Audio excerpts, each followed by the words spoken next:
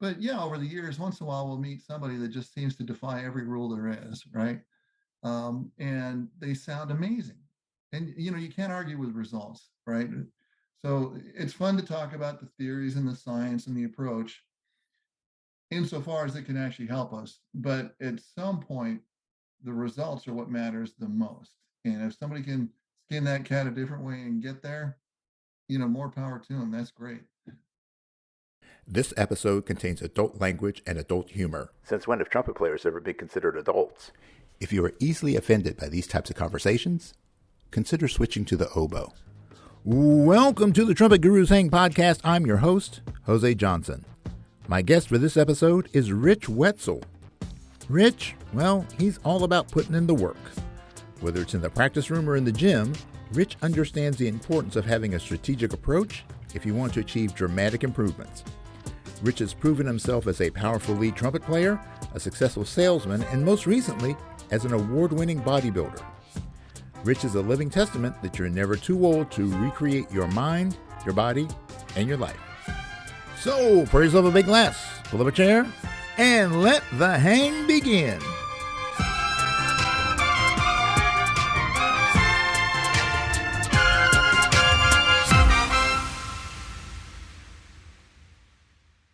All right, and it's time for yet another Trumpet Gurus Hang. And this week, I am joined by an old friend. Not that he's that old, but he's old. It's Rich Wetzel. What's going on, big man? Just having a great time trying to, like everybody else, coming out of the COVID thing. So the band is finally starting to play again. And it was a weird time for a lot of people. I know hardly anything going on for almost 2 years, but yeah, it's starting to happen again. So we'll just get things going and have some fun again. Yeah, absolutely, man. It, I was just actually having that conversation with someone today. And they're not a musician. We were just talking about the social media and things like this, like doing podcasting and that sort of stuff, and how so many people have got into the space during COVID because everybody was looking for a way to keep the creativity fresh and to stay connected with people. And now that things have hopefully opened fully, but hey, it was just still time. Um, so many people have now backed out.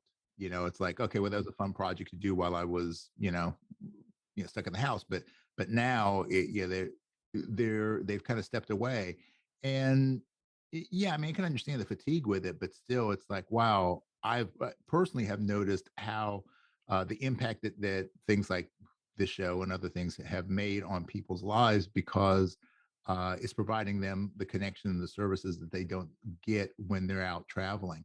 But I think it still needs to stay to some degree because it shows that there is a need for this kind of approach to things. So, but still, man, nothing beats playing.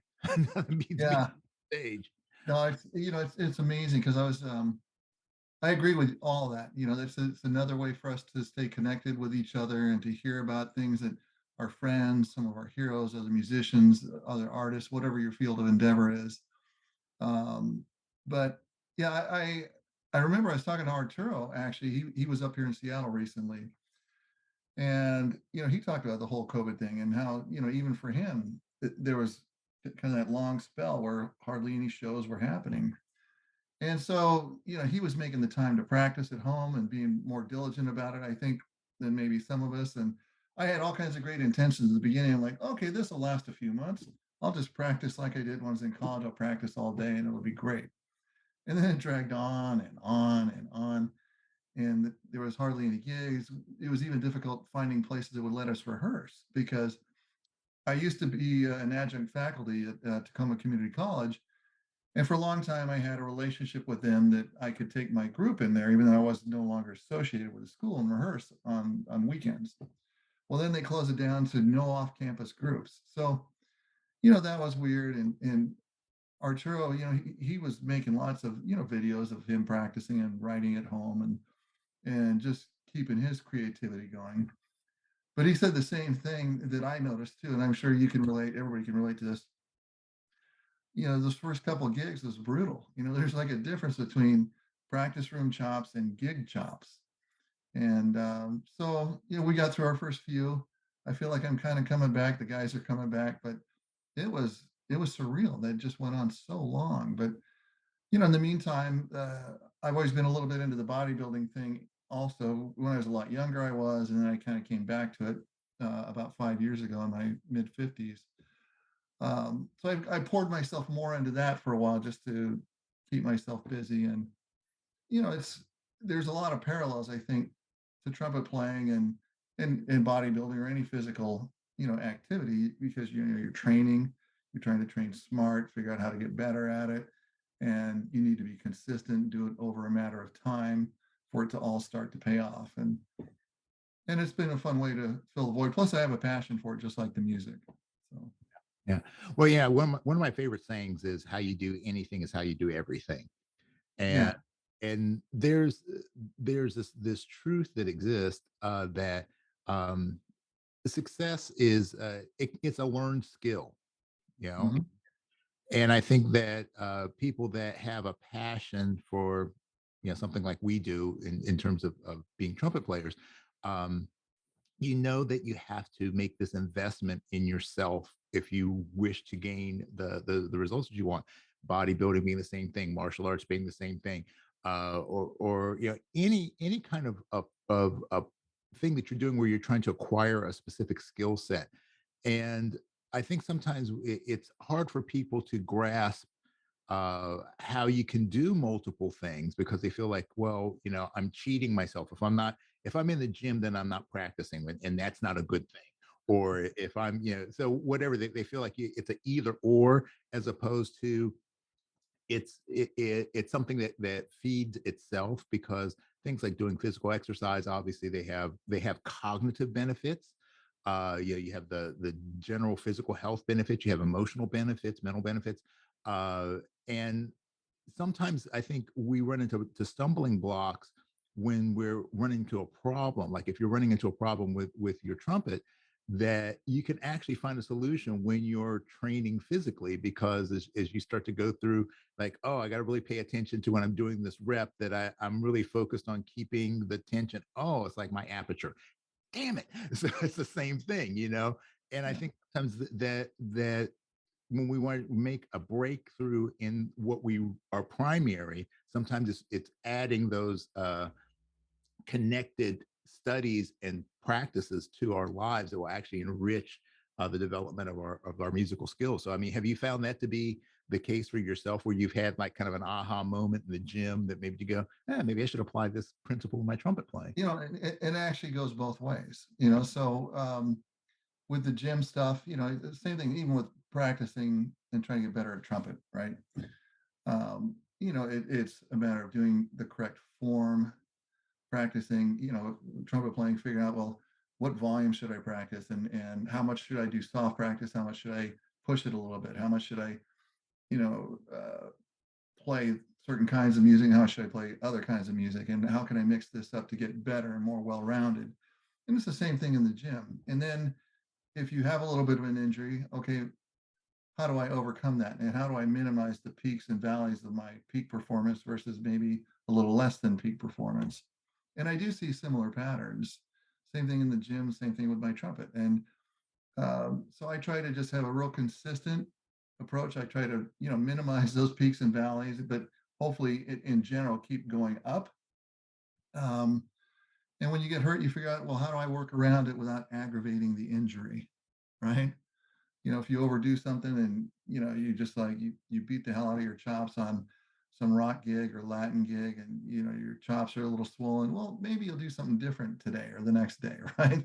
And work around it and just kind of get recovered again. And same thing in the gym. It's you get hurt a little bit or you've overdone it, well, just shift gears, figure out how to work around it and recover.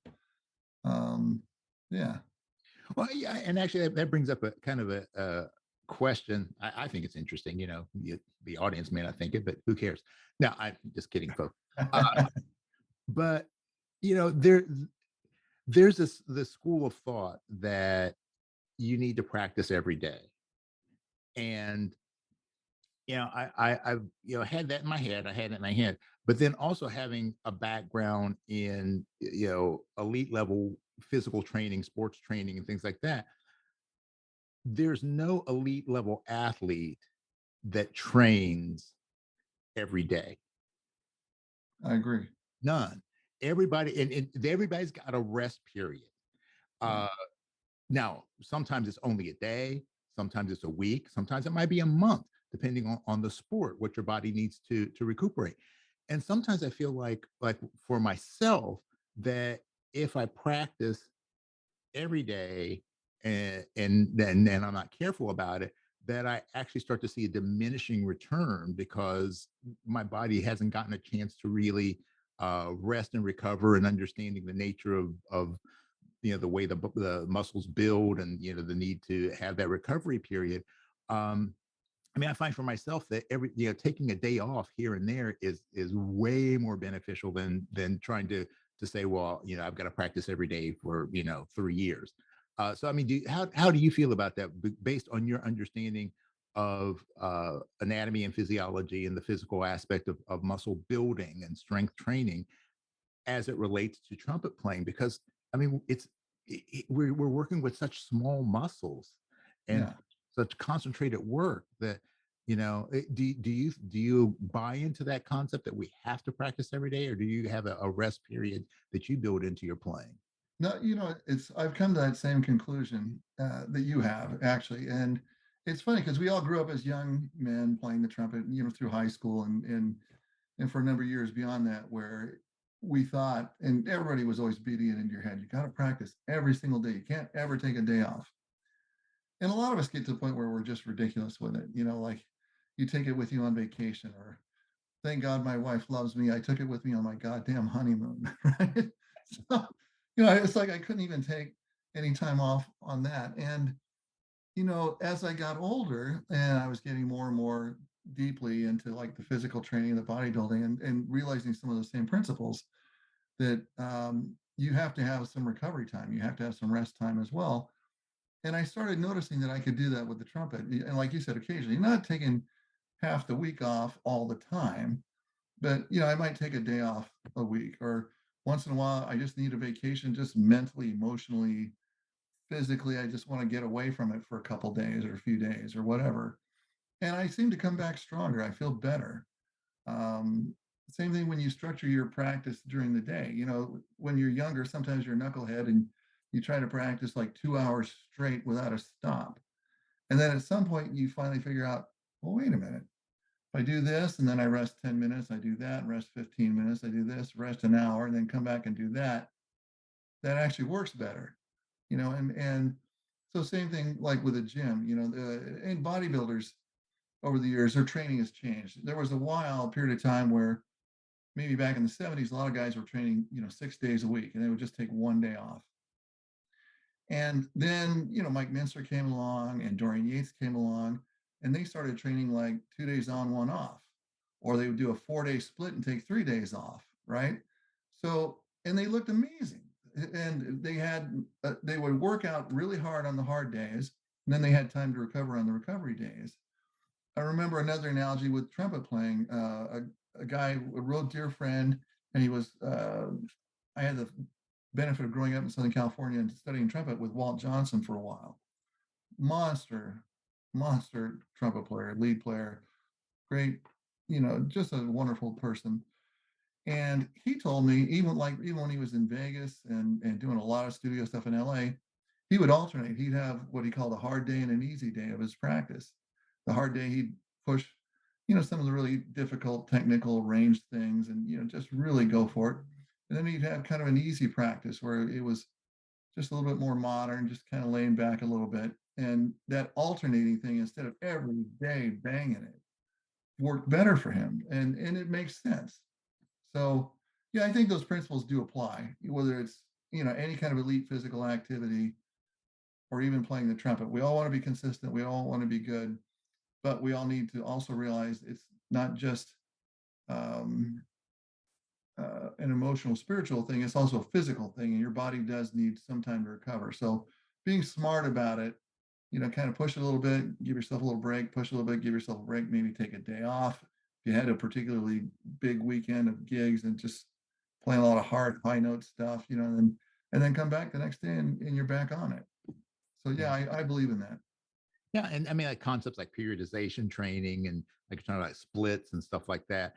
um i I think it physically we need to do that because we need to have the recovery, but also like you were saying, like the mental and emotional side of it is like sometimes you just need to get a break, you know Mhm. because you're getting frustrated, you're getting obsessive, whatever it is. It's like, okay, well, maybe I need to Monday, Wednesdays, and Fridays, I really need to hit my range and endurance stuff. But you know, Yeah. on the off days, I'm either not going to play or I'm just going to do, some long tones, or I'm going to do lyrical studies or whatever. But it's not, it's that confusion of consistency, the idea of consistency of being like a habitual, or almost religious pattern that we go Yeah. through, that I must do this every day, as opposed to I just have to consistently get a little bit of face time. And, Yeah. No, you know, I agree with you completely. And it's same principle. So like bodybuilding, when you have a split routine, you might do a push day or a pull day, or might be chest and triceps one day, back and biceps another day. So you're still in the gym, you're still doing activity, but you're doing something different to work on different parts and give the other part a little bit of a break. One of my favorite ways to practice, I had a trumpet teacher in LA while I was in college for a while, and his name was Bob Valley. And he was kind of like a rock and roll version of Claude Gordon, right? But he had a very unique way he would structure your practice and your lessons. So there was a physical lesson, which was kind of like warm up, range, compression, all this kind of stuff. Then there was the improv lesson, which was working on your improvisation. Then there was a focus lesson where he would have you focus on playing a set of lead charts as if you were on a gig, simulating being on a gig, and you'd play like 7 or 8 charts, like about 45 minutes of music as if you were on a gig. You'd rest an hour, and then you come back and play your technical lesson. So every week you would rotate those lessons. You would One lesson we just do the physical lesson. The next week we would do the improv lesson. The next week we would do the focus, like playing lead charts. The next week we would do the technical lesson, all the Arbins and Mitchell and Charles Colin and all that stuff. But in terms of your daily practice, it mixed things up. So one day you were doing physical and improv. The next day you were doing focus, lead charts, and then technical, with about an hour break in between. And that alternating, it kept your mind fresh, it kept your chops fresh. And I think I got a lot more done than just being dogmatic that I will do this one lesson every single day and nothing will vary. Right. So I think it's a good approach, whether it's trumpet playing or anything else.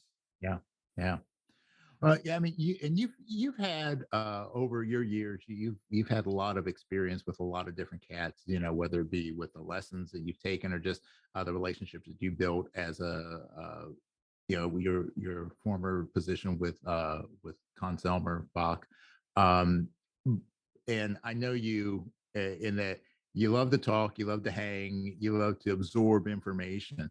So, when you think about some of the people that have influenced you, you already talked about Walt, but I also know that like the Frank Minear method was something that you and I had talked about to a great degree, and I know that that's impacted the way that you approach the trumpet. So, I mean, how did you meet Frank? And for people who aren't hip to that concept, can you maybe elucidate a little bit on what Frank's method was and how it can be beneficial to players? Yeah, of course. So I actually met Frank when I moved up here to the Northwest. And for people who are not familiar with Frank Minear's history, besides being one of the most amazing music educators in the Northwest for many decades and really beloved by the entire community, he was a monster trumpet player, an amazing lead trumpet player. And he had gone out, years ago as a young man with Sammy Davis Jr. and Stan Kenton and different people. And then, he got married, settled down, but he still always played all kinds of stuff around the Northwest for many, many years. And his thought process, which was really eye-opening for me was not everything has to be blastissimo when you're working on range and high notes and lead charts and stuff like that. And his concept was you need to do a fair amount of soft playing, like, maybe even not just mezzo forte, but maybe pianissimo. And so, there would be times we'd be playing through lead charts, just ba-doo-ba, ba-doo-ba, ba-doo-wee, ba-doo-ba, just playing it real soft. And the idea was to focus your aperture so you're not spread so far open. And you get used to being able to play at that easier volume with a little bit less effort. And then when you're at the rehearsal or a gig and you want a little more power, now it just feels like it just takes a little more air and it opens up like crazy. Whereas when I was a young kid and stupid, right, I'm trying to play everything as loud as I can, and your chops start to spread apart. Your aperture gets too wide, and all of a sudden you're limiting your range. You're limiting your overall sound and your dynamic ability because you're just playing too loud all the time. So that was Frank's thing, was hipping you to the value of doing some soft practice, getting your aperture together. And when I did that, that's when I finally started being able to play double C's and stuff. Because forever, I felt like I'm just a high G guy. That's it. I got a loud G and then nothing, right? And so, he kind of hit me to that the first few times I took a lesson with him. And so we go through his routine, and I get to the end and say, well, I go, now what? I should add some weight. I should, do some other things. He goes, well, how do you feel? I go, I feel great. And he goes, you're done. And so I still, even though I do add some other things into my practice now, again, after all these years, I do apply his principle a lot where, I'm not blasting all the time, even on the power stuff or the range stuff. I'm kind of cruising and just, I want it to work right. I want the mechanics right. I want it to feel good so that, when I do need that extra, it just takes a little bit of stepping on the gas and it opens up and it sounds way better and it feels easier, which is a good thing. We want it to feel easier, not harder than it has to. Yeah. So, Well, I when did I first get hip to that? It was years before I met you, and I someone had like given me a copy of the book. mhm, But then when I met you, we talked a little bit more about it. I got a little better insight into it. Um, and I still kind of go back and forth. It's like, oh, maybe for a few months, that's my go-to for my daily practice, and yeah. then I'll walk away from it, and then, like you said, find that my chops start to spread a little bit more. And then that's a good way to remind myself to just bring everything in a comprehensive package. So, I mean, anybody out there who hasn't already checked it out, I strongly suggest you check out uh, his method book, because it's a good all around daily practice routine. Uh, Mhm. because it covers all the bases. So, uh, but that idea of having that more focused aperture. So many people I've talked to recently, like saying in the past 5 years, 10 years. Um, that seems to be the mantra for most people. It's like play softer, like, Faddis uh, talks about that a lot. Louis Dowdeswell talks about that a lot. So many people that, Roger Ingram, it's all about, don't play so loud, especially when practicing the upper register, just play softer, without constraining, but just as light as you can. And it's so counterintuitive because Yeah. most of us have the meathead mentality. I mean, I was the same Yeah. way when I was in Yeah. high school. I had a G as big as a house, but there was, then there was nothing. Yeah. After that. Yeah, Yeah. I was the same. I was exactly the same.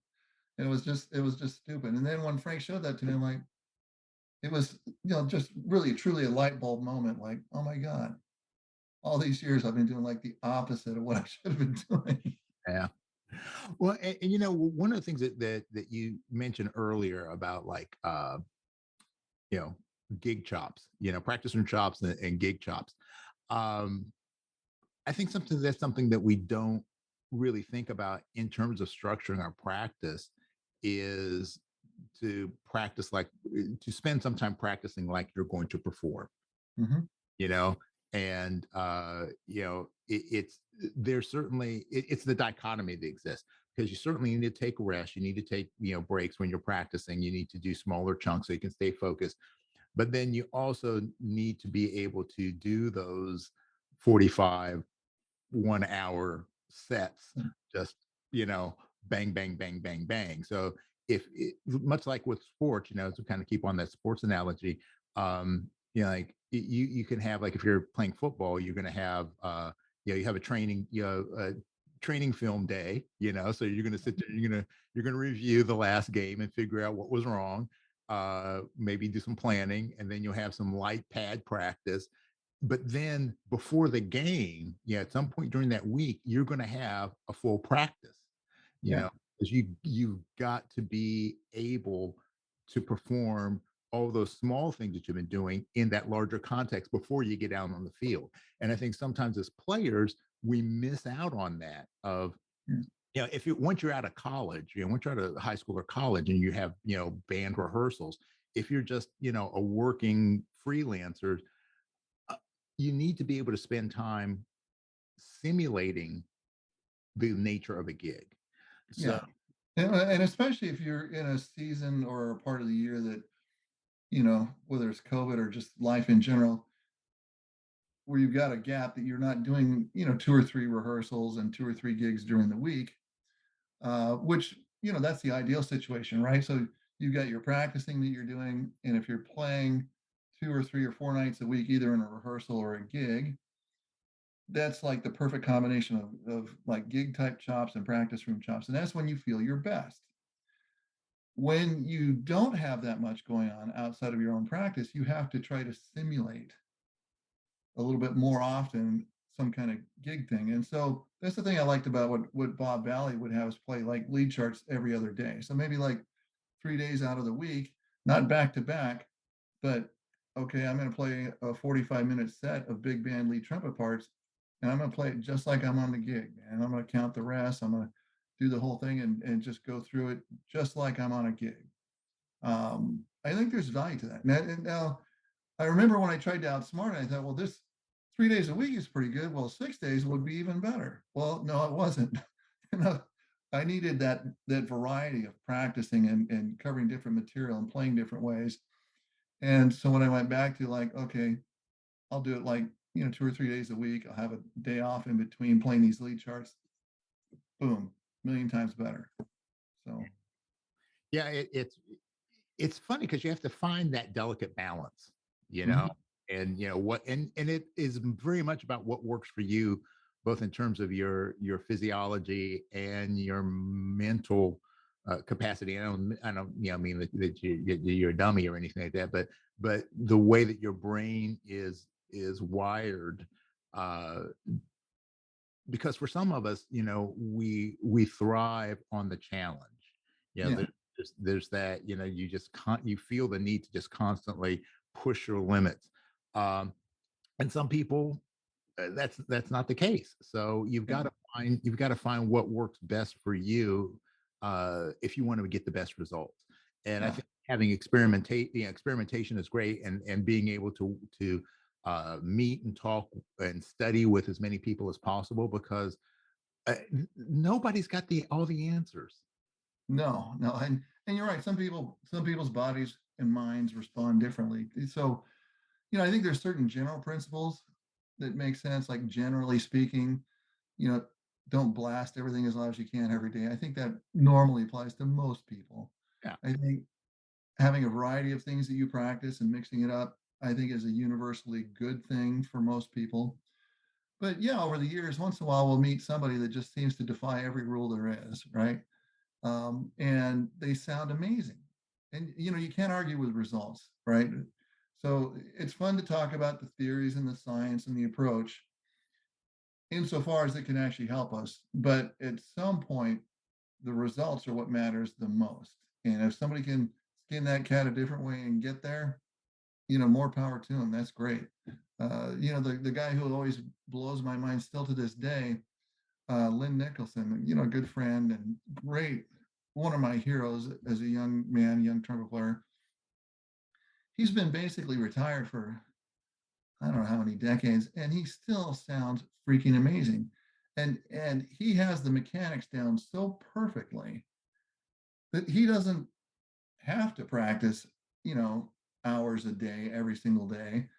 I mean, he'll just pick up the horn and he sounds like he's ready to go out and play a show. I mean, all the time.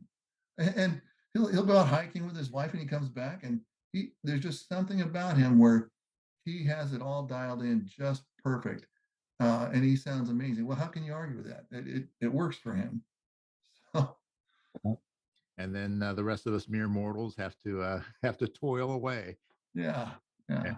Well, and that's, I mean, that's the truth of it, you know, is that you got to find your path. And I think that's where, you know, things like you know, like the hang, whether it be this hang or the hangs that we do at events and things like that, that's where it becomes really interesting because you get a different insight to the approaches that you can take on the instrument. And sometimes all it takes is one small thing. And generally that's it. It's usually a really, really small thing. And by applying that or changing your mindset to fix that small issue, it just opens up the door to so much potential that was trapped previously. Yeah. So I mean, other than the soft playing, I mean, have there been any kind of major aha moments for you in terms of you know, your development as a player? Yeah, I think other things would include you know, like I said, figuring out that mixing up my practice and not being overly regimented about the exact material, not doing the same material every single day. For me, that works better, just as far as my mind, my attention, and physically. Um, Over the years, you know, we all figure out what equipment works for us or doesn't work for us. And that evolves, I think, as we evolve as players and as we age. I remember as a young man when I was really obsessed with, you know, my heroes like Maynard Ferguson and Lynn Nicholson and John Faddis and Bill Chase and, you know, all those guys.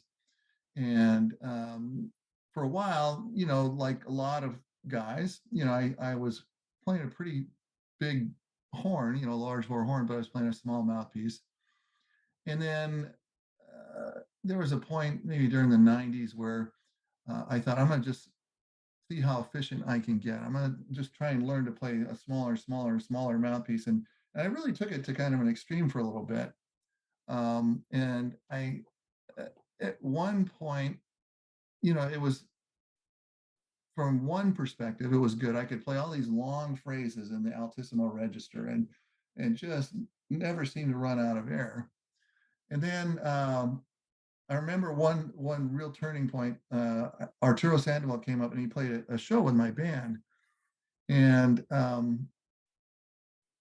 originally I told him, hey, you know, we can play some of your charts, or here's a list of all these things that I have in my library and a lot of features and stuff. And I said, you play and I'll just conduct the band. And Arturo goes, oh no, you play, then I play. Oh, fuck. Right. And so for like 3 months, I practiced like way more than I had in a long time. And I had what for me, knock on wood, was one of my best days for me. And played well and I was pretty happy. And my friends, even the guys in the band, were like, "Holy crap, Rich! You know, and you're killing it, man."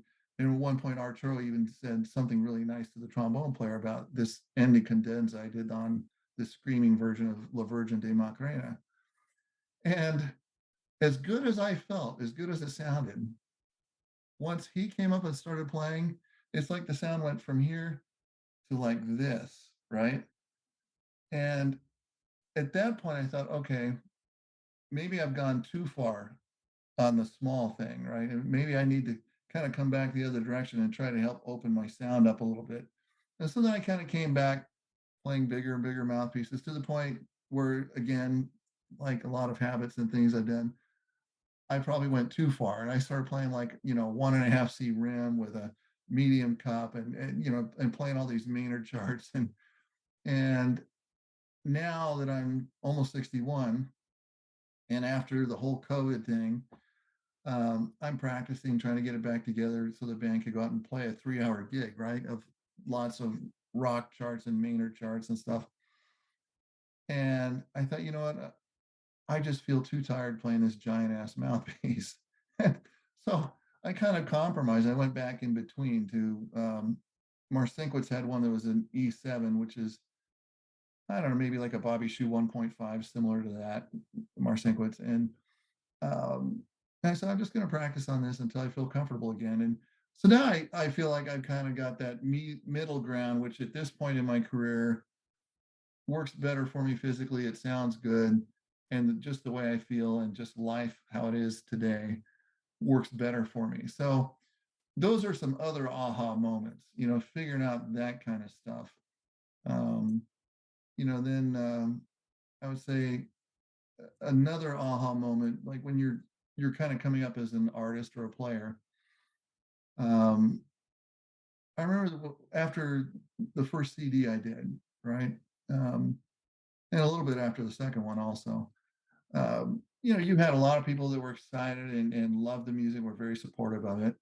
And then, we all remember sites like the Trumpet Herald and things like that. And then there inevitably would be some haters, some trolls, just like, who does he think he is? And blah, blah. And right at first, I let that really get to me. I was like, man, this sucks.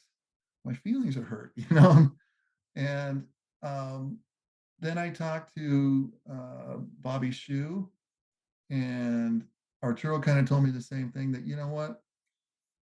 You got a great band, you're playing great music, you're helping to keep this stuff alive, you're out there doing it.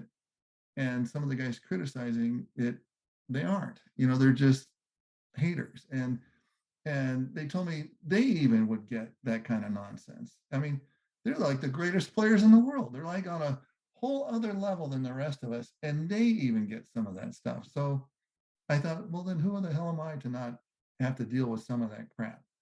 And I got to a point where I really took the attitude that, you know what?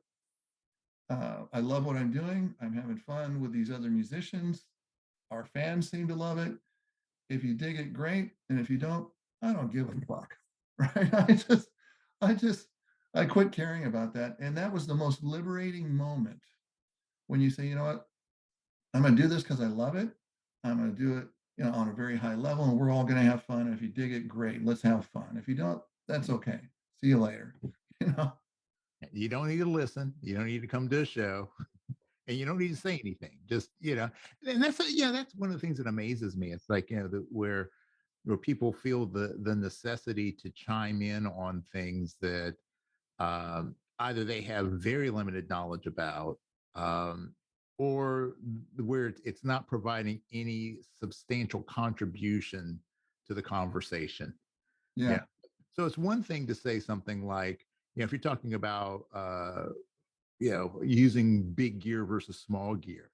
Um, if you say, hey, I've really found that by dialing things down, that I feel more efficient. It's another thing to say, well, hey, I play large stuff. It's been working for me. Somebody like Arturo plays large stuff. It's working for him. Mhm. Uh, you know, have you thought about how you might be able to find the middle ground? That's a different conversation than Yeah. saying, oh, you're just full of shit, because Yeah. that's not what I think. So, yeah. Exactly. And, we see it in every field of endeavor. Oh, absolutely. I'll even see it on, like, some of the fitness forums and bodybuilding groups on Facebook, for example. And same thing.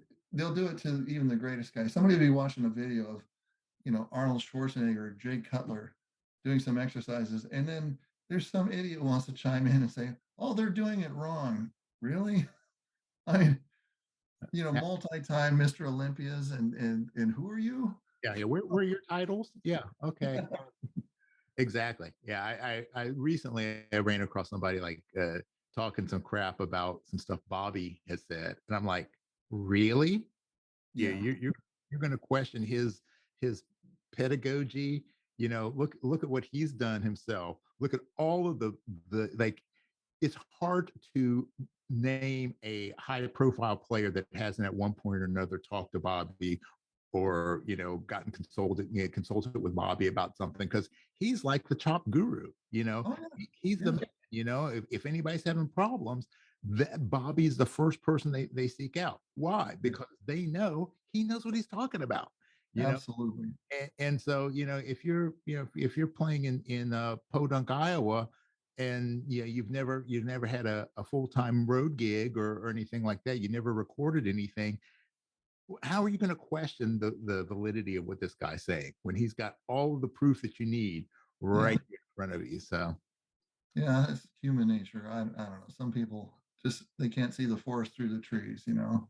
they can't see the force because their head is inserted firmly exterior. But anyway, so let's get off that negativity and get on to this positivity. One of the things I Yeah. love about you, uh, besides your dashing good looks, is that what you've done with your career shift and the focus, some of the focus in your life.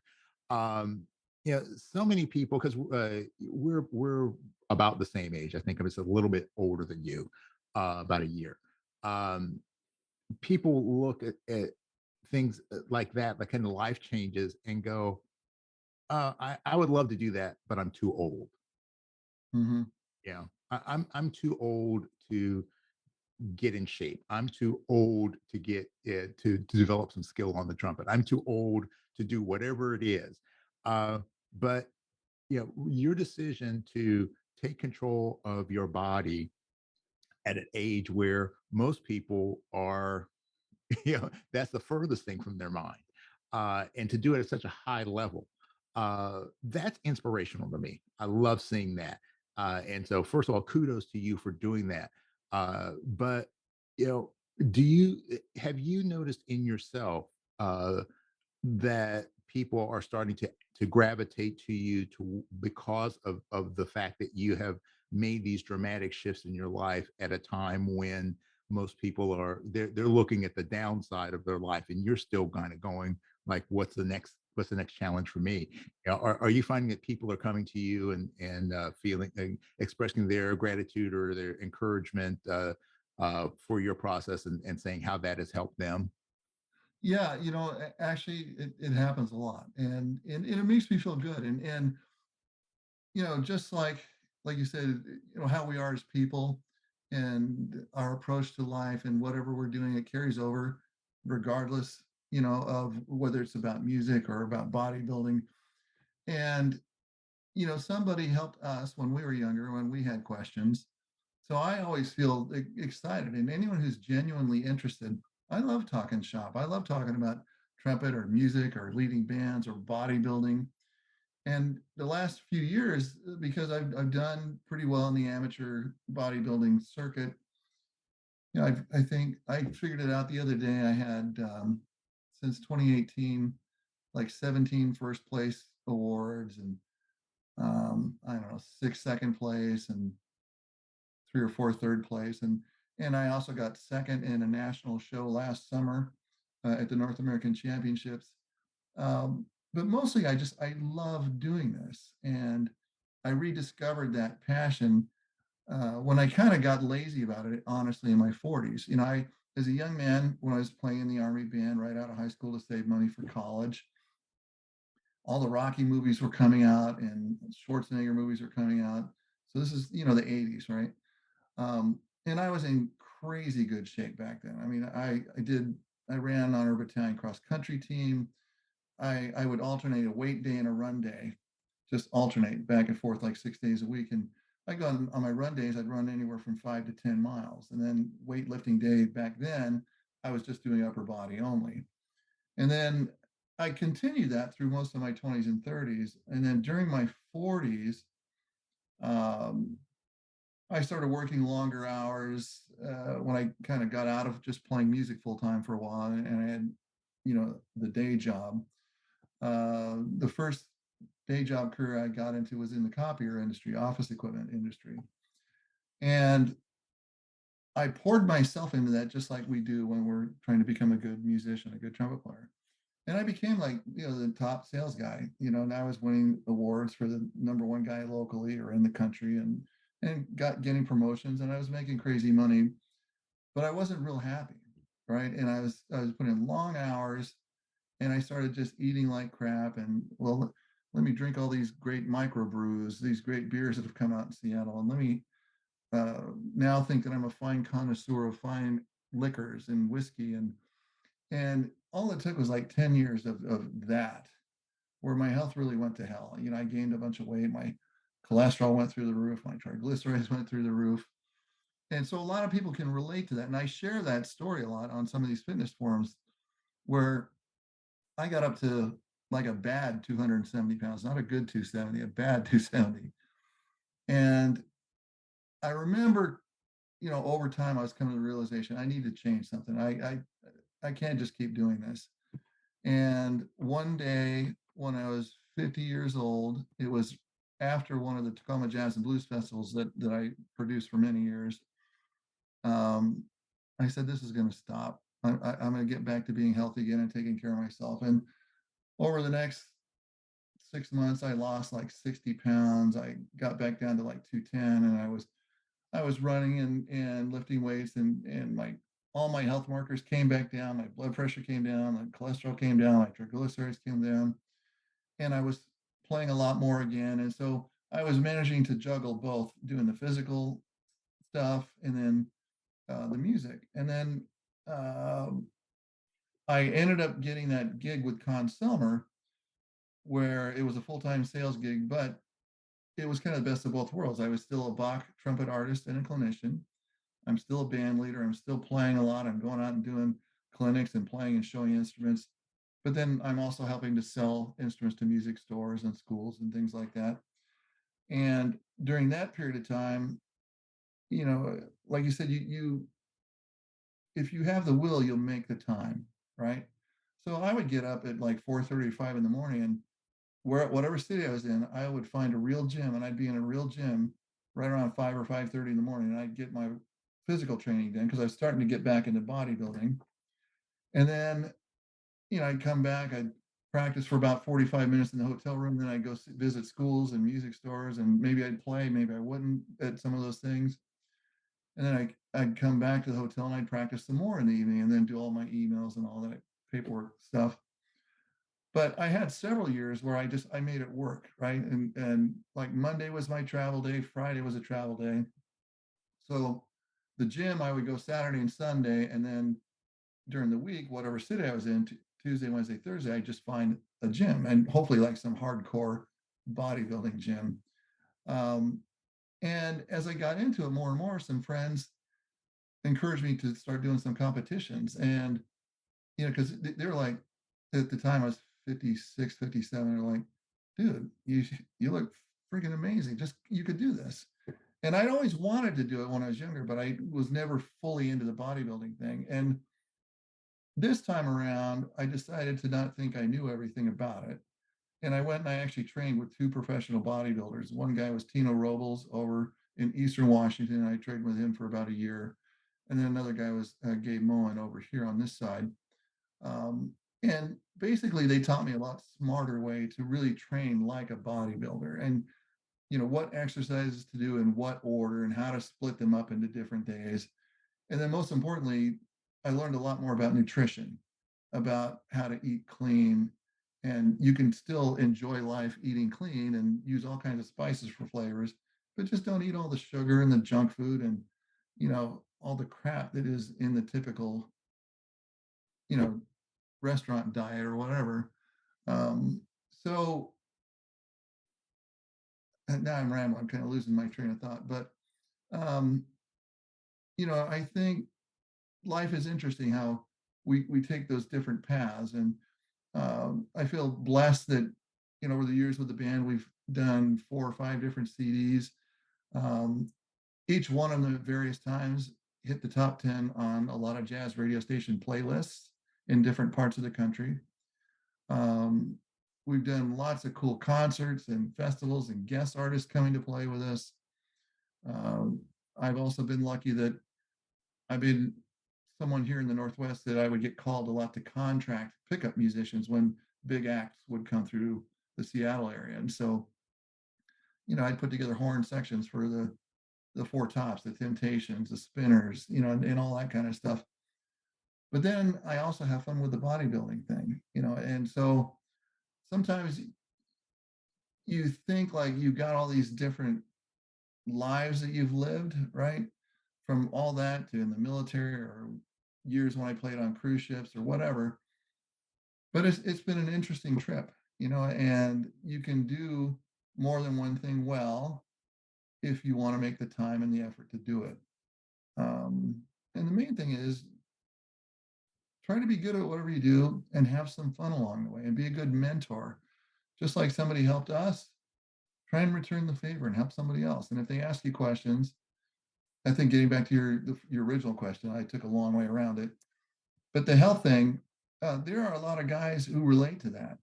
That yeah, when they were younger, they were in shape, and then by their 40s, they're overweight, all their health markers are terrible, and then they see me, almost 61 now in a few weeks, and they'll ask me, well, how do you do it? And I encourage them and I tell them, look, I keep it simple, right? I reduce it to something that's easy to follow and easy to understand. And so for me, I know there's some people in the bodybuilding community that they will count macros, right?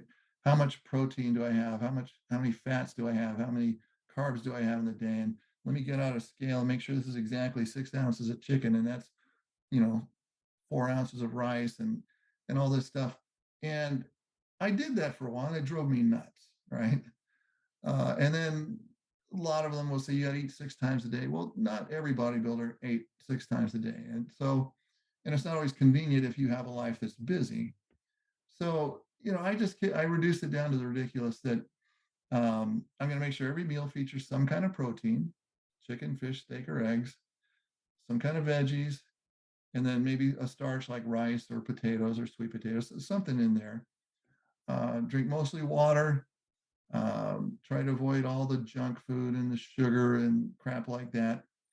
But eat till you're full and content, but eat good. Eat good food. And then with the gym stuff, you can look amazing even with 4 days a week in a gym. You don't have to go 6 days a week or 7 days a week.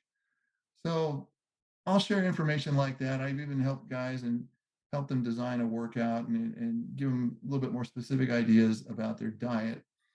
Um, but I enjoy being helpful on that. Just like with trumpet playing, when I've had people ask me questions about how do I approach the trumpet, I'm happy to share the information. And it's because somebody shared it with me at one time. Somebody was gracious enough to share that with me. So that's just a better way to go through life.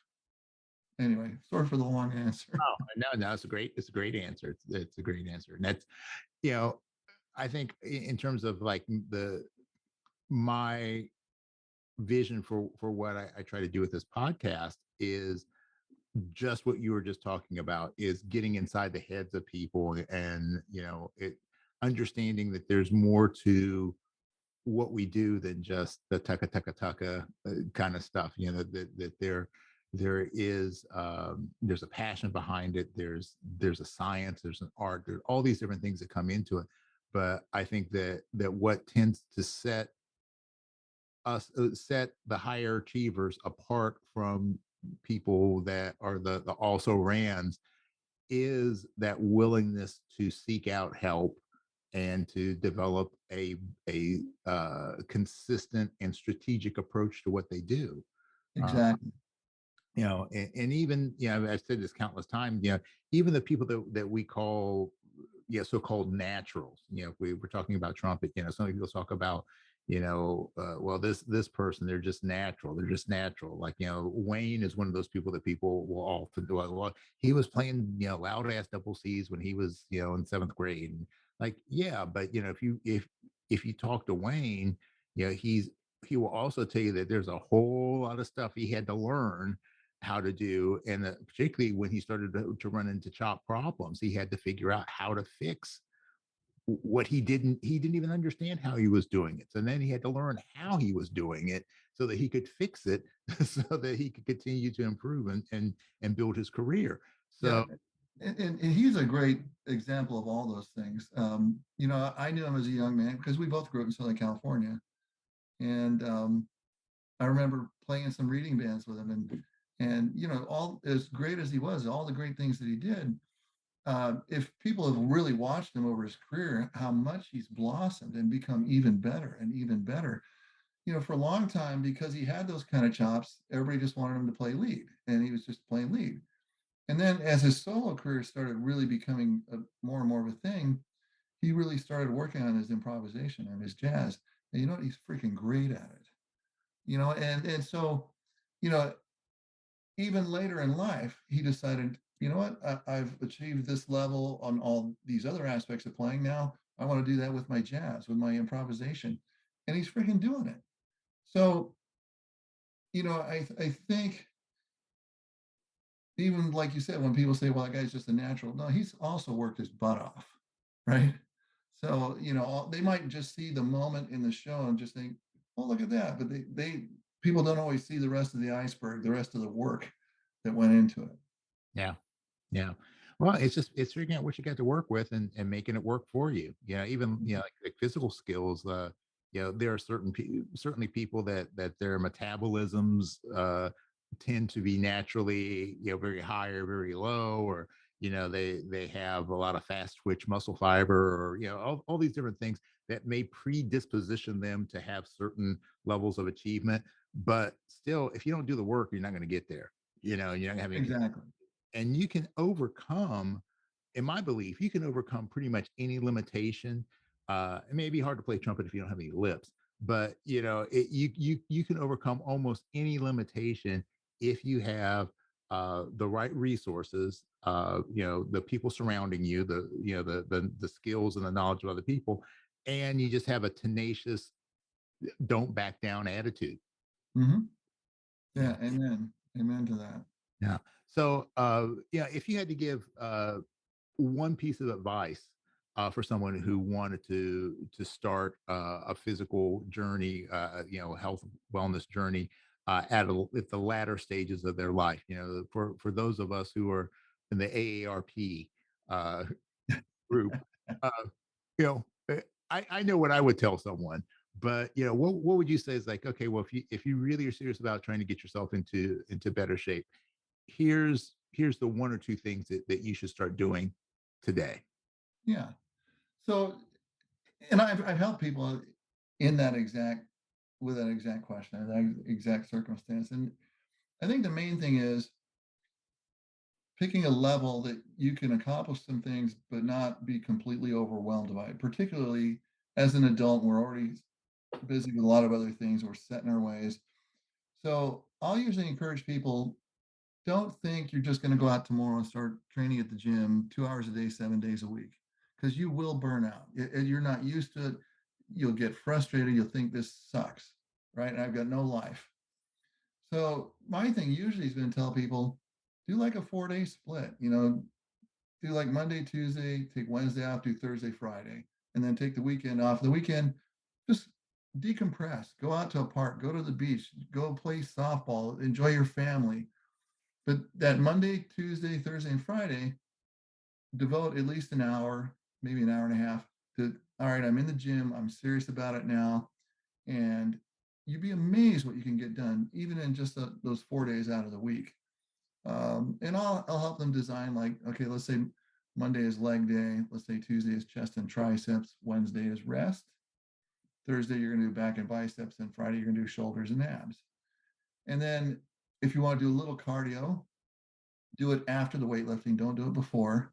It's a lot easier to do the cardio after, in my opinion, because when you do the cardio before, depending on the amount of cardio you do, you feel a little too tired to really give the effort you should on the weights. So I tell them that. And then when they're expecting me to give them this super regimen and count every last calorie and every ounce of fat and every carb and every protein, um, I said, let's just keep it simple, right?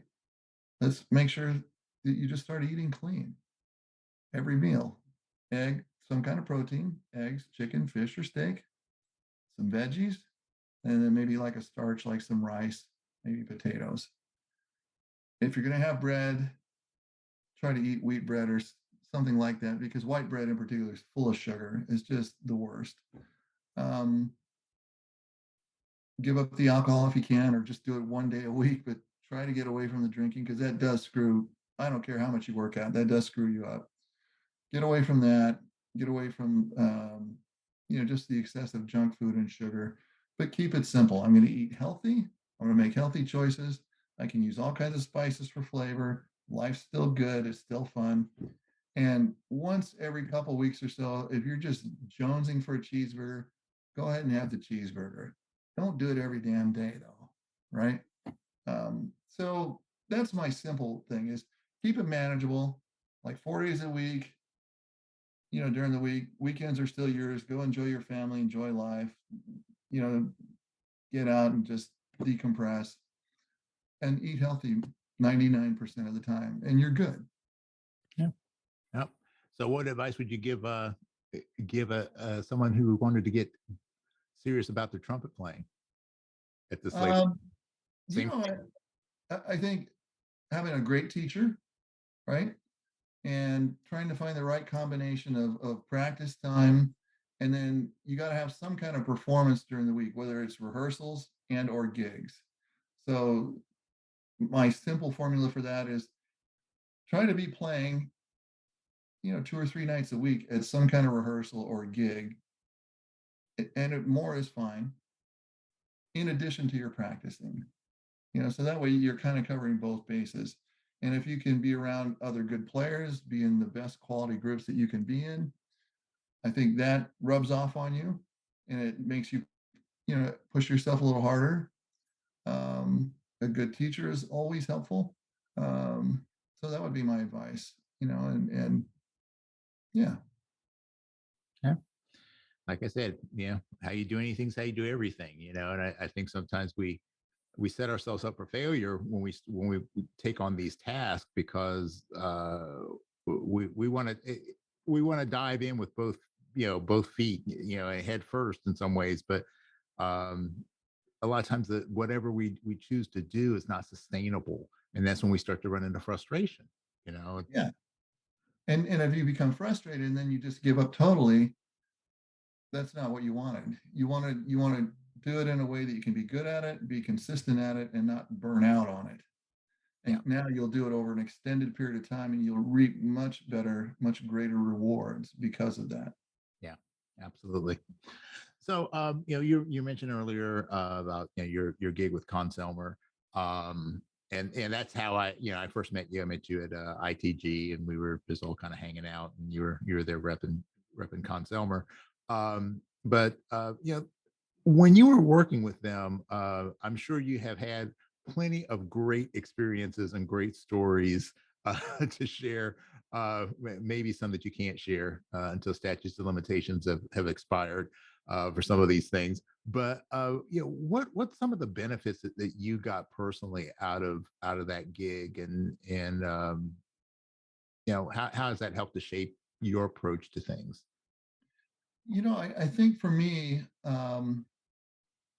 it helped me combine a couple things that I was kind of passionate about and be more focused on just music in general and being around music people again, because there was a number of years where I just played full time. I did a little bit of teaching. And then there was the dark period, I like to call it, where um, I thought, I'm just going to go into the business world. I'm going to just quit this music nonsense. Right. And I quit playing trumpet for like 5 years and it was awful, but I poured myself into the sales job in the office equipment industry and I was good at it. I mean, just applying those same principles of how we work hard at trumpet playing, how we work hard at anything. You work hard at anything and smart at anything, usually good things happen. So I was making crazy money, but I couldn't even listen to my stereo. I'd get too bummed out. I couldn't listen to music. And then at one point, really a pretty wonderful trumpet player himself, a guy named Dave Myers, came to work for me, and he had a similar story. He was getting to the point where he was subbing regularly with the Utah Symphony and was really a very talented trumpet player. And then, he got married, had a bunch of kids, and decided he'd go work for Western Union. And then he was working with me at Minolta. And so he and I were both, winning all the sales awards. But we're like, we got to do something for us and like have our own life again. And he said, let's just go find some community college band and let's just go down to the intersection. Let's just hang out and play and, just low profile, just have fun again. No stress. So we went down to Pierce Community College And he and I walk into the concert band rehearsal. We go all the way down to the end of the trumpet section. We sit down at the end of the third trumpets, and we're having fun. The director pretty quickly figured out that we could play, right? And he's like, "Hey, what's going on with you guys?" "Oh, nothing, man. I'm just playing third trumpet." And so eventually, he ends up putting us both on first trumpet, and then some friends heard I was playing again in Seattle. "Well, hey, can you sub for this Motown thing? Can you sub for this? Can you?" And before I knew it, I was back to playing again. But now this time, my mind was right again, and I was really starting to have fun again.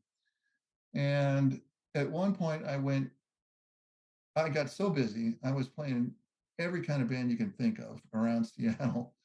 Um, and I started booking people because I was good at managing our own band. And so I had a booking agency. And at one point, I just went to doing that full time, just playing and running my booking agency. And so I walk into Minolta and I tell them, I'm resigning effective today. And they're like, "Oh, wait, you want more money? What's going on? Are you going to Xerox?" "No, I'm going to go play the trumpet, man." And they're like, "What?" Right? And so, I went back into that for a couple years. But when the Con Summer thing came up, to me, it was an opportunity to have the best of both worlds. I knew I had these music skills. I also knew I had these sales and business skills. And I remember kind of seeking out this opportunity. I thought, you know what?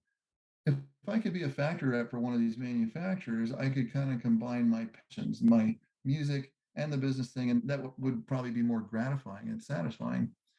So the first, right, I contacted all of them around the same time. I contacted Yamaha and I talked to Roger Eaton, and at the time, Holton and LeBlanc was still its own separate company from Consumer. So I contacted Sal Cardello.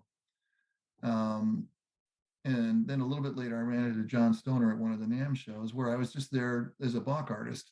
And so the thing with Sal and Holton and LeBlanc,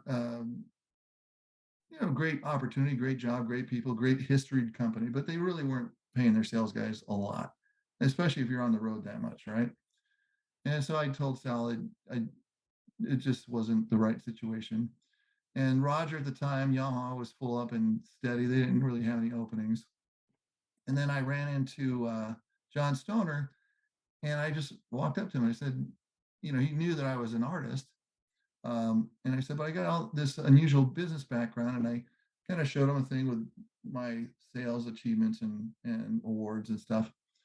And the conversation got going. And I said, "I think I'd be a good asset where I could still be an active player, artist, clinician, but also a great district manager for you. If you agree with me, I think it'd be a great deal."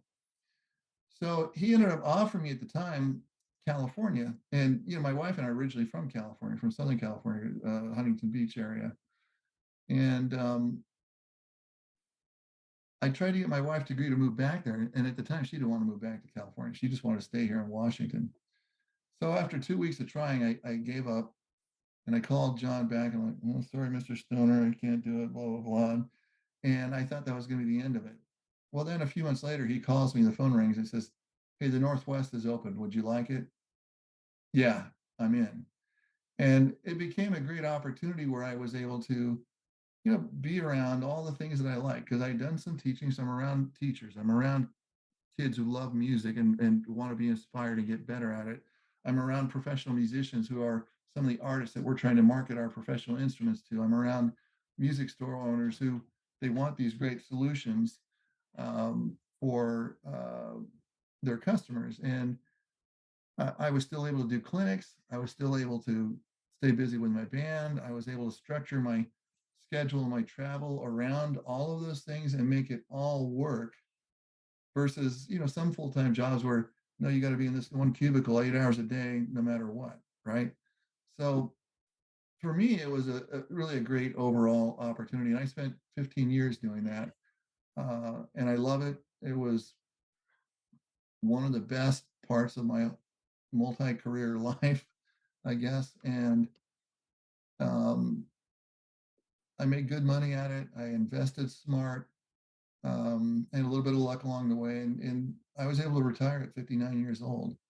Um, and so now I have the luxury of just now I can do just the bodybuilding thing and the trumpet playing thing where, before I was doing all those things, like I told you, I'd be up at like 4:30 in the morning and go to the gym, work all day, practice, and you're trying to juggle all those things and still produce concerts and festivals and CDs and what have you. But it's worked out good. It's been a good life, and I've been blessed that some people helped me out along the way and gave me the opportunity to show that I could do it, and I'm forever grateful. Yeah, that's cool. And and one of the things that I love about that is that it shows that there's always something that you can do in the music industry uh, that can highlight your own unique skill sets. Mhm. So um, it's not just you can only be a full-time performer or you can only be an educator. There are so many different things that are necessary, booking, promotions, artist management, the sales work that you're doing, repping manufacturers, doing design, all of those things. Those are necessary things before for the music industry and trumpeters specifically to have at their available to them. And that's a job somebody's got to do. So I think it's kind of encouraging when people are looking for, how do I do this? How do I make music a bigger part of my life? Well, Yeah. here's a solution for you. Yeah. Well, and lastly, you and I both know guys like this over the years. When when you're really young, at first you think, I got to be a full-time player only, or I got to be a teacher only, I got to do this only. And over the years, you come to run into a lot of people that at some point, maybe they did do that for a while, but now then they got their day job, their family, whatever, but they still play on a very high level. Every city you go to, there's people that have some kind of office job, or they're a lawyer or a doctor or a policeman or whatever, and they still play their ass off because music is still an important part of their life. They still make the time to do it and to do it on a high level. So I used to tell kids that all the time, like at these clinics, it's not just this is my only choice, playing or teaching, and you've spent all this time, you've become, you know, a certain skill level and ability level on the instrument. And if you love it, if you have a passion for it, you can do this through your whole life. And it doesn't only have to be in this box or this box, right? So um, that's a beautiful thing. And we know lots of guys like that who are incredible players that have other businesses, and they still play their butts off. Yeah. Yeah. Well, I know for me, I was playing full time back in the 80s and I got burnt out, Hmm. so burnt out because it was playing, 6 nights a week, 48 weeks a year. And, music was something, my trumpet was my therapist and my best friend when I was younger. It's like if I had a good day that I couldn't wait to get home and get the horn out of the case and play. Hmm. And a bad day, I couldn't wait to get home to get the horn out of the case to play because it made me feel better. Yeah. But when that's all you do, then it's suddenly the thing that you look to for your release is now your job. And it's especially when you're in your 20s. It was really difficult for me because I felt like I lost the passion in some ways for it. And now, that I'm in my 60s, uh, I feel like I'm playing better now than I've ever played in my life. And I enjoy what I'm doing so much more, because it's something that I'm choosing to do. And it's having those life experiences and be able to say, okay, this is a part of my life. Uh, and it's an expression of who I am, but I'm not just Jose the trumpet player. It's just Yeah. an expression of one of my facets. So Yeah. Amen to that. And I feel like I went through a similar thing when at that point, when I left playing for a while, it was the same thing. I was a little burnout, frustrated. My brother was making crazy money in sales. I thought, I'm at least as smart as my brother is. And, but it was, there's a reason why it happened at that time, just because I was not in the right mental place, as far as my music stuff. And then getting away from it and then coming back to it gradually, like I did, then it just became fun again. And I started thinking more about, I'm going to play the music I want to play.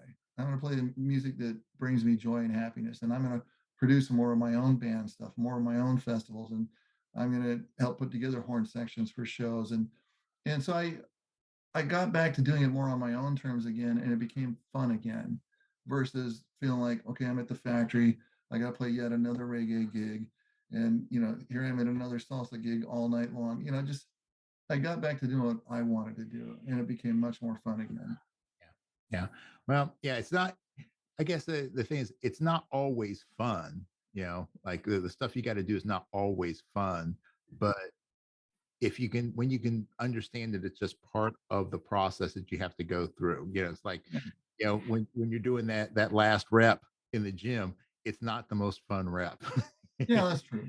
But But if it's part of getting you to your overall goal, then you're able to do it and exactly. still not be miserable, Yeah, right? exactly. Yeah.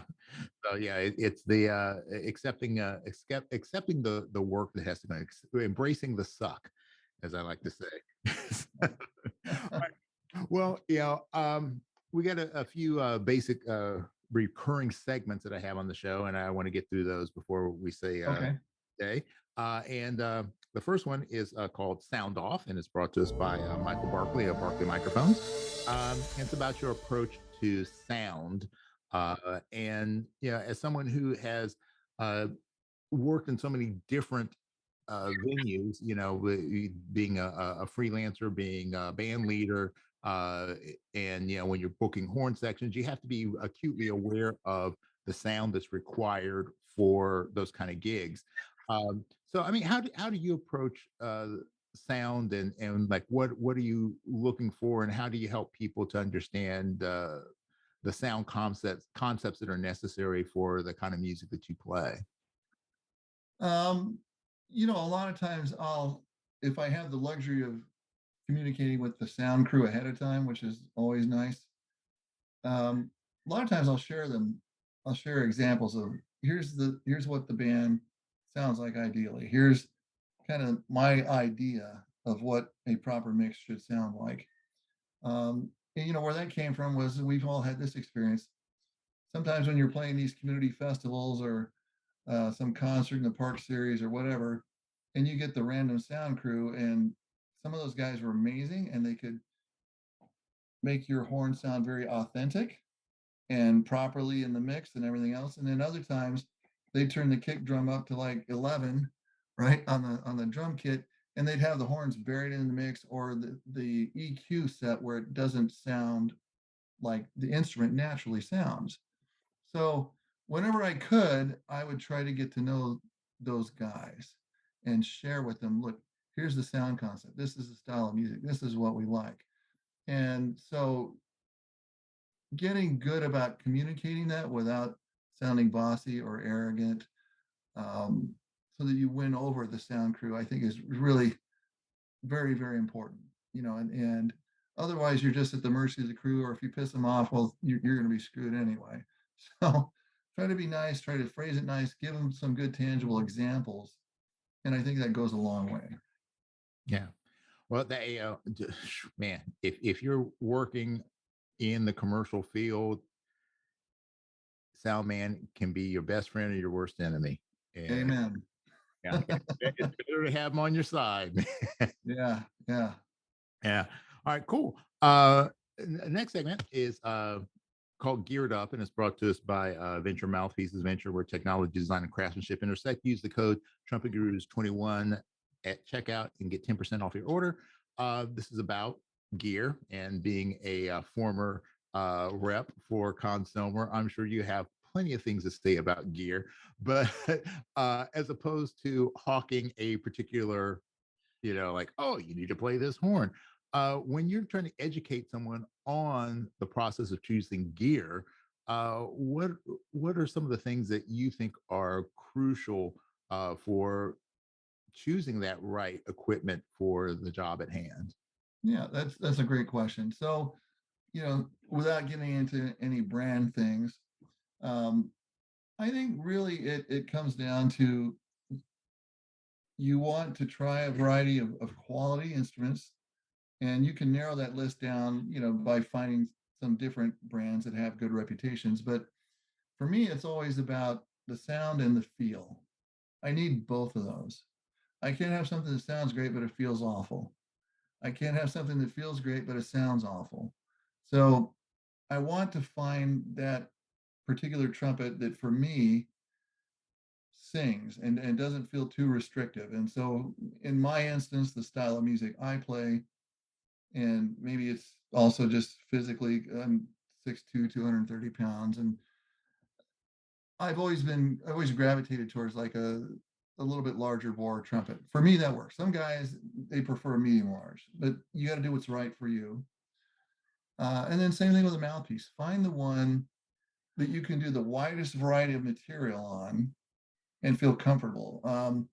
I know there are guys who will prove me wrong on this, and they've got in their mouthpiece bag 5 different mouthpieces. And for this kind of music, I play this one, and this kind of music, I play that one. And I've never been really, I don't know, super comfortable switching back and forth like that. And some guys are, and they sound like $1,000,000. So I think you figure out what your approach and what your comfort level is, and maybe you do that, or maybe you do like I do, and I try to find one that covers the widest ground possible so that I can mostly play the one. Now that doesn't mean that if I go to a church orchestra gig, I won't still pull out a 3C or a 1.5C once in a while just to try and match the rest of the orchestra players. But I mostly tend to play one mouthpiece that I feel like covers a lot of ground for me. Yeah. Cool. Well, that is super solid advice. All right, so we have one final segment to get through, and this is the Robinson's Remedy Rapid Fire Round, brought to us by our good friend Kenny Robinson. Rapid relief for your sore and tired chops. Maybe talk to them about making some ointment for post workout recovery and muscle stiffness. I'll talk. But yeah, it's just a series of questions that kind of goes all over the place, and I just need your quickest response. So. Okay. Mr. Rich, are you ready for this one? I hope so. Let's see. Okay, here you go. First question. Who is the biggest influence in your life that is not a trumpet player? um, Arnold Schwarzenegger. All right. What's your favorite book? That's a great question. I obviously when you're in school, you have to read a lot of books, but I'm not a big book person. I watch a lot of movies since then, but you know, it usually was something based on true history, some kind of historical thing. I always like those. All right. Um, Speaking of movies, what's the worst movie you've ever seen? The worst movie. Um, God, I just saw one the other day. It was like one of those sci-fi B movies. I'm totally going blank on it, but it was so bad. It was hilarious. I can't remember the name of it now, but it was, yeah, some of those old like 50s and 60s B movies, sci-fi movies. Attack of the 50-Foot Woman, Plan B, Yeah, Outer Space. yeah, those kind of things. Yeah, I hear you. All right. If you, well, this might be a no-brainer. If you weren't a trumpet player, what would you want to be? A bodybuilder or a professional football player. Yeah. All right. What's your favorite drink? It used to be an old fashioned, like made the genuine way, right? With muddling the sugar cubes and the orange rind and all that. And but since I've pretty much got away from alcohol, like almost entirely for the last 5 years, I hardly ever have any. Um, now I'd probably say, you know, probably like a Monster energy drink that has zero sugar in it. That's kind of my new go-to when I want something other than just water. All So, right. Um, you're going to have a dinner party, and you could invite any three living people. We'll exclude, your family, but any three living people you could have at this dinner party. Who would you want to spend the evening talking with? I would want Arturo Sandoval. Well, I almost think I need four. Lynn Nicholson, Walt Johnson, and Arnold Schwarzenegger. All right. I'm not going to argue with you. Uh, now you got three additional chairs at the table. You can have any three people from history. So any three people no longer with us. Maynard Ferguson, Harry James, Louis Armstrong. Okay, good deal. Lacquer, plated, or raw? These days, I'm kind of a lacquer guy. It's just low maintenance, and it sounds fine to me. All right. What is your favorite quote? It's not going to fall from the sky. You have to earn it. All right. What is your greatest fear? Failure due to lack of effort. All right. You could be granted one superpower.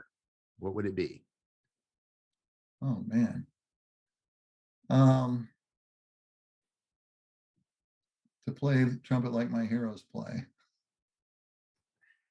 That's a good superpower. Hmm. Uh, what aspect of trumpet playing do you think is the most overrated?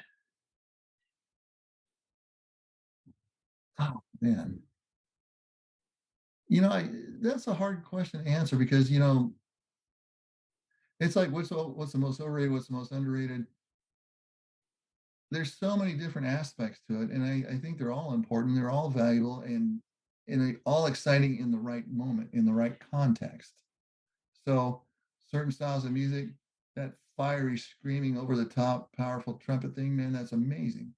Now in the wrong style of music, right, that's kind of crazy. And then other styles, man, that kind of Freddie Hubbard, Chet Baker, real kind of mellow, lyrical, hip creativity thing. So I don't know that I could say there's like one thing that I would say is overrated or underrated. I think it depends on the style of music we're playing. It doesn't, if that makes any sense to you. Yeah, yeah. Well, let me skip my next question, which is what do you think is the most underrated? So, Okay. Yeah. all right, so we'll go on to the next question, which is you could go back in time and Mhm. give your younger self one piece of advice about music. What would it be? Never give up. Be creative in how you're going to get there. All right. And you're going to give your younger self one piece of advice about life. Be a quality human being first. Be a good person. Be a good example. Treat people the way you want to be treated, and be an honorable man. Right. And a final question for you, Rich. What do you want your legacy to be? If anybody thinks about me for a little while after I'm gone, I would just want it to be that he was a quality human being. He was a good friend. He was a good musician. He was good in the bodybuilding community. But most of all, he was a good human being. He was a good friend. All right. Well, I will cast my vote for that. You're a good friend. Thank So you. you're on your way to that. Well, And same to you. I really appreciate you taking time to talk with me today. And I certainly, as I said before, I have been very inspired by your journey and your transformation.